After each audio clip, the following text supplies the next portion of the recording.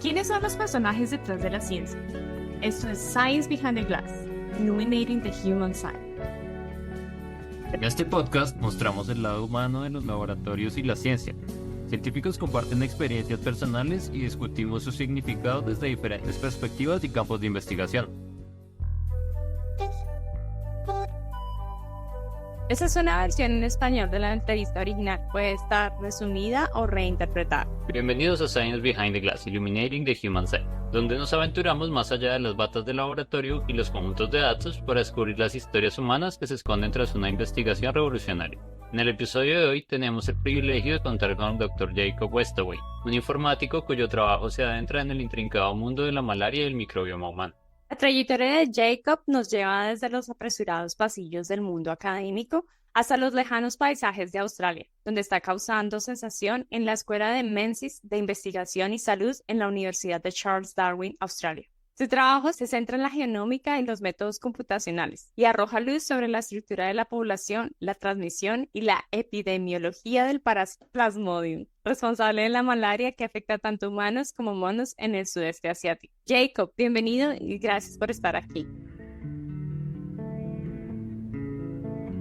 ¿Podrías explicarnos qué es la bioinformática y cómo se relaciona con la investigación en salud humana? Por supuesto. En pocas palabras, la bioinformática consiste en aplicar cualquier tipo de herramienta o método informático para responder a preguntas biológicas. Es una combinación de biología, estadística e informática. Creo que la mayoría de las veces cuando hablamos de estudiar su relación o su uso en la salud humana, solemos referirnos al uso de métodos computacionales para interpretar la genómica y la proteómica. Tenemos mucha información procedente de la secuenciación, pero los humanos no tenemos la capacidad de procesar tanta información por nosotros mismos. Entonces, usando métodos computacionales podemos analizar y comprender la complejidad de enfermedades y en general de estos datos. Y hablamos de miles de genes que están interconectados y cómo están asociados a una enfermedad, por ejemplo. Súper interesante. ¿Y cómo empezaste a interesarte por estos campos de investigación? Creo que todo empezó con la bioinformática como una necesidad. Una vez que empecé mi doctorado, fue como, bueno, tenemos que hacerlo. Se trataba de la investigación del microbioma que consiste esencialmente en estudiar la genética de múltiples microbios, pequeños organismos que en este caso viven en el intestino humano. Así que haces un montón de secuenciación y procesas un montón de datos biológicos, especialmente ADN o ARN. Así que tuve que aprender y entender algunos métodos computacionales y lenguajes de programación para procesar este tipo de datos. Supongo que me interesé cuando empecé a ver el poder de estas herramientas. Es como si a alguien que le gustan los carros o las máquinas de gran alcance o gran potencia. En mi caso se está aprovechando el poder de varios ordenadores como digamos cientos de CPUs y toda su memoria RAM para analizar grandes conjuntos de datos. Hay algo en ello que es muy atractivo. Y luego empezar a aprender lenguajes de programación también es muy interesante. Poder escribir programas simples para llevar a cabo tareas muy complejas. Eso fue lo que más me gustó. ¡Wow! Suena complejo. ¿Podrías explicarnos qué es el paludismo o malaria y por qué es un problema de salud mundial tan importante? En realidad, el paludismo es una enfermedad potencialmente mortal que resulta en la infección por un parásito llamado Plasmodium. Son las dos especies que causan más daño en todo el mundo. Estos pequeños organismos son transmitidos esencialmente por mosquitos a los humanos, y la infección es la que causa la malaria. Puede ser muy severa y poner en peligro la vida, y causa bastantes muertes al año. Cada año se registran unos 250 millones de casos de malaria, de los que quizá muere más de medio millón. Se trata de una carga importante en unos 80 países de todo el mundo, afectando especialmente zonas tropicales. Por eso, fundaciones como la Fundación Bill y Melinda Gates invierten tanto dinero en la investigación de la malaria, porque es una enfermedad que deberíamos poder controlar. Un caso interesante es en Australia, que a pesar de que tiene climas tropicales y subtropicales y una amplia distribución de mosquitos, no es tan común ver la malaria dando vueltas por aquí. Así que eso y supongo que podríamos llevar recursos a ciertos países que lo requieren con mayor urgencia y comprender mejor el parásito de la malaria y con suerte podremos erradicarla. ¿Y solo existe una especie que es la que está relacionada con malaria o existen varias o qué papel juega en todo el mundo? Hay muchas especies. Sí, así es. Hay muchas especies. Así que tenemos de Plasmodium, por ejemplo, 4 especies que son las principales que causan la malaria. Pero hay otras especies más que afectan a otros animales, como por ejemplo los primates u otros primates diferentes de los humanos, el cual es el hospedero y puede transmitir la enfermedad de especie a especie o de individuo a individuo. Ya has explicado un poco como la importancia de la bioinformática, pero ¿podríamos explicar qué es el microbioma humano y podrías decirnos qué relevancia tiene para la salud y la enfermedad? Sí, claro. Un poco para reiterar, el microbioma humano es esencialmente la colección de microbios que viven dentro del individuo o dentro de los humanos en general. Es como este pequeño nicho ecológico donde se desarrolla todo un ecosistema dentro de nosotros. Y existen todos estos pequeños organismos como en una selva tropical, donde viven todos los animales, solo que en este caso estamos hablando de microbios. Así que el intestino sería la parte principal de este ecosistema para la mayoría de los estudios, en el caso del microbioma en los seres humanos. Pero luego tenemos también microbioma en la piel, tenemos un microbioma oral y de diferentes órganos de los humanos o de las especies que estemos estudiando. Y pues ya sabes, los microorganismos están esencialmente en todas partes, viven sobre y dentro de nosotros y de cualquier otro organismo u animal. Hemos convivido con estos microbios durante miles de años, así que hemos coevolucionado con ellos y ahora estamos en un punto donde esencialmente estamos integrados en una sola fisiología. Así que tenemos una especie de relación simbiótica en la que proporcionamos beneficios, un hogar a estos microorganismos, algunos nutrientes a través de la alimentación, por ejemplo, y también ellos nos ayudan a mediar cosas como la inmunidad y el metabolismo, incluso también a guiar el desarrollo temprano de la vida. Oh, qué interesante. ¿Y esto qué papel desempeña, por ejemplo, la genómica y los métodos computacionales en tu investigación sobre la malaria y qué avances se han permitido en este campo, además de que también se incluye lo que es el estudio de la microbiota? Sí, en el contexto de estas enfermedades, utilizo los métodos bioinformáticos para comprender la mayor parte de la genética del parásito y utilizar esta información para hacer inferencias sobre la biología, la ecología y la epidemiología, que luego pueden aprovecharse para políticas de salud pública. Por ejemplo, tenemos muchos fármacos para el tratamiento de la malaria. En realidad no tenemos una buena vacuna, pero podemos tratar la enfermedad. Los parásitos tienen una replicación corta, es decir, se reproducen rápidamente, por lo que no viven tanto como los humanos. Y así también la evolución puede ocurrir más rápido en este tipo de organismos, por lo que la resistencia a los medicamentos puede aparecer cuando tratamos a ciertas poblaciones con los mismos medicamentos. Pero con la genética podemos rastrear esto. Así que si tenemos suficiente vigilancia genética en curso, secuenciando diferentes países, diferentes cepas de la enfermedad y diferentes parásitos, podemos ver dónde está apareciendo la resistencia a los medicamentos, por ejemplo, y empezar a abordarla desde otras aproximaciones. Supongo que la intervención en estos contextos ayuda a tener una mejor prevención y una mejor intervención de la enfermedad como objetivo, en lugar de simplemente tratar a todos con el mismo medicamento y en ciertas poblaciones ya no va a funcionar porque los parásitos de este lugar ya han evolucionado más allá de eso. Bueno, suena muy interesante y podrías compartir algún descubrimiento o idea interesante de tus estudios recientes que tengan potencial o impacto en nuestra comprensión de la gestión de la malaria o del manejo de la malaria. Sí, creo que mi investigación en particular aún está en pañales, así que trabajo predominantemente en la malaria zoonótica, es decir, la que es transmitida por otros animales. Algo en lo que estamos trabajando ahora es en estudios de asociación del genoma, así que lo que hacemos es buscar asociaciones entre la genética humana y un conjunto de datos o entre un conjunto de datos de genética humana y la gravedad de la enfermedad. Esperamos que esto nos diga qué componentes genéticos están asociados con la respuesta a la enfermedad, es decir, qué tan grave son los síntomas de ciertas personas con cierto perfil genético. Y es de esperar que esto pueda ayudar, por ejemplo, a desarrollar intervenciones específicas o tratamientos específicos sobre estos perfiles. Es como si pudiéramos entender por qué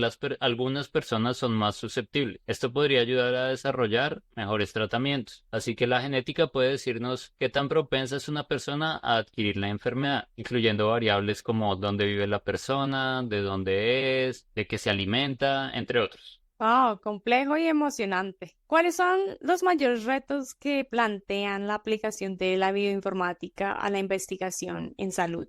Creo que esencialmente son dos cosas. Lo primero es que este es un nicho muy específico y se requiere un conjunto de habilidades particulares. En mi caso, por ejemplo, tuve que desarrollarlas por mi cuenta mientras estudiaba, no disponíamos necesariamente de los recursos necesarios, así que el número de bioinformáticos puede llegar a ser limitado o pequeño, porque existe un número limitado o pequeño de personas que pueden enseñar este tipo de habilidades, por lo que para la gente en general puede llegar a ser difícil. Esto incluso se ve aumentado cuando hablamos de países de ingresos más bajos que no tienen los mismos recursos informáticos, por ejemplo. Y realmente esto se está convirtiendo en un cuello de botella donde estamos produciendo un montón de datos genéticos y genómicos, pero tenemos poco bioinformáticos y capacidad para procesar esta información, convirtiendo esta en una tarea difícil porque no hay capacidad o recursos para hacerlo. La segunda cosa que puede ser limitante en la bioinformática es que estás usando lenguajes de programación. Tienes que trabajar sobre archivos de texto con líneas de código que procesan datos de diferentes maneras y en diferentes pasos. Tienes que tomar muchas decisiones, tanto programáticas como científicas, incluyendo qué estadística vas a usar, qué tipo de matemáticas vas a usar. Y creo que si quieres que la ciencia sea reproducible y replicable en este contexto, tienes que hacer un trabajo bien documentado y escoger de la mejor manera tus análisis y la capacidad de análisis con la que cuentas. Y aunque estas cosas se están mejorando, creo que aún queda mucho por hacer. Existen, por ejemplo, recursos como GitHub, donde se dispone de un repositorio en el que la gente puede almacenar y compartir sus códigos. Además, la inteligencia artificial ofrece soluciones para mejorar las competencias en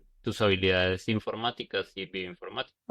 Entonces uno de los grandes problemas es la falta de personal, de personas en este campo y también las habilidades que necesitas tener para desarrollarlo. ¿Y cómo crees que te afecta esto personalmente, el estar trabajando en este campo? ¿Te causa tensión o preocupación teniendo en cuenta que tratas, por ejemplo, con enfermedades como la malaria o la reciente crisis sanitaria que tuvimos con COVID-19? Pues para mí no es estresante o preocupante, pero es probablemente por un rasgo de personalidad mía. Soy bastante pragmático y un poco estoico, así que las cosas no parecen preocupar. Pero aún así te afecta. Personalmente supongo que la forma en que probablemente más me afecta es que me siento realizado para trabajar, ya sabes, un campo como este en el que lo estoy haciendo, siento que tengo un impacto, haciendo algo que me gusta y creo que va a ser relevante. Así que si volvemos a lo que estaba diciendo sobre el impacto de la carga de la malaria en todo el mundo, se siente bien hacer cosas que ayuden a la gente, que te gustan y que van a tener un impacto positivo en la vida de las personas.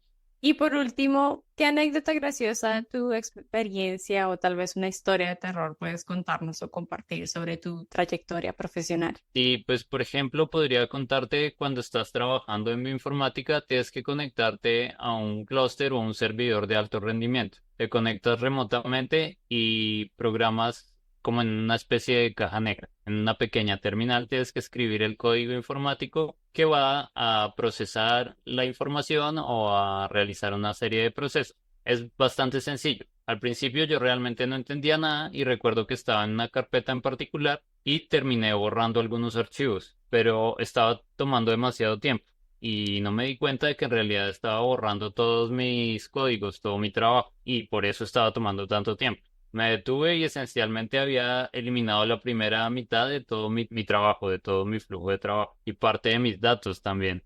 Así que fue como, no, pero pues bueno, había una lección en todo esto y era siempre hacer copias de seguridad de toda tu información. Y así es como desde ese entonces tengo todo mi código respaldado en GitHub. Tengo todos mis datos guardados en varios lugares, en la nube, en mi computadora, en discos duros. Jacob, muchas gracias por compartir todo tu conocimiento y toda tu nerditud con nosotros.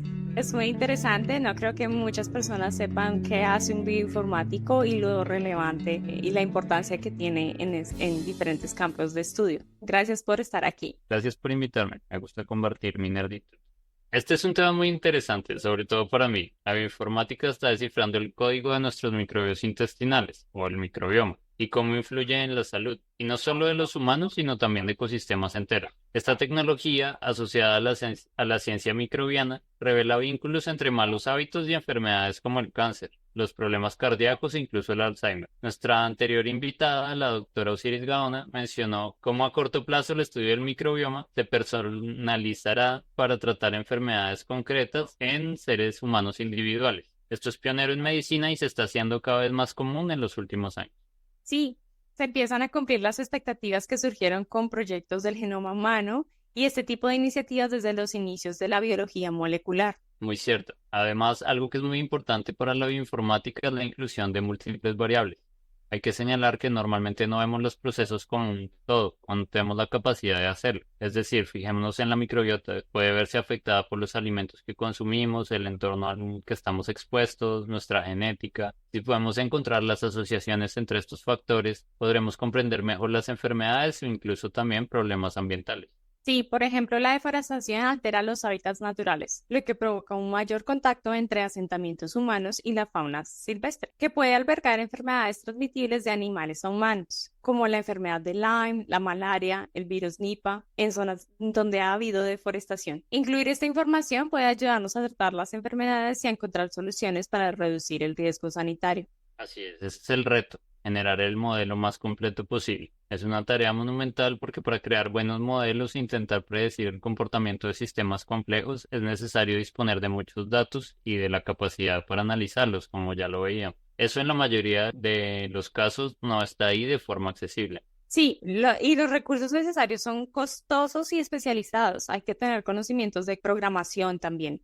Sin embargo, existen comunidades bioinformáticas en línea como GitHub que comparten libremente los paquetes para analizar los datos complejos utilizando bioinformática. También es posible a través de blogs hacer preguntas relacionadas con errores. Entonces, ahora es más sencillo actualizarse o aprender un poco de bioinformática con los recursos disponibles en línea. Así es, sí, y además como en muchos episodios hemos visto, la ciencia encuentra herramientas transversales que conectan tanto al conocimiento como a los científicos. En este caso, la bioinformática conjuga la medicina, la microbiología, ciencias ambientales, entre otras. Este tipo de herramientas han permitido hacer frente a retos monumentales, como la reciente pandemia de COVID-19, por poner un ejemplo reciente. Y con esta reflexión sobre el lado humano de la ciencia, llegamos al final de este episodio. Recuerden que este episodio fue inspirado por la curiosidad y los artículos en microbioma humano y sus repercusiones en la salud, la deforestación y las enfermedades infecciosas aviares y la explosión de las carreras de bioinformática. Dejamos las referencias en la descripción del episodio y recuerden que este podcast es autofinanciado y autoeditado por sus anfitriones. Apóyennos haciendo clic en el botón de me gusta y suscribiéndose. Pueden seguirlo o escucharlo en Spotify, YouTube y en nuestra página web. Síguenos en nuestras redes sociales en X, Facebook e Instagram. Música original de nuestro compañero y amigo Bernardo Águila.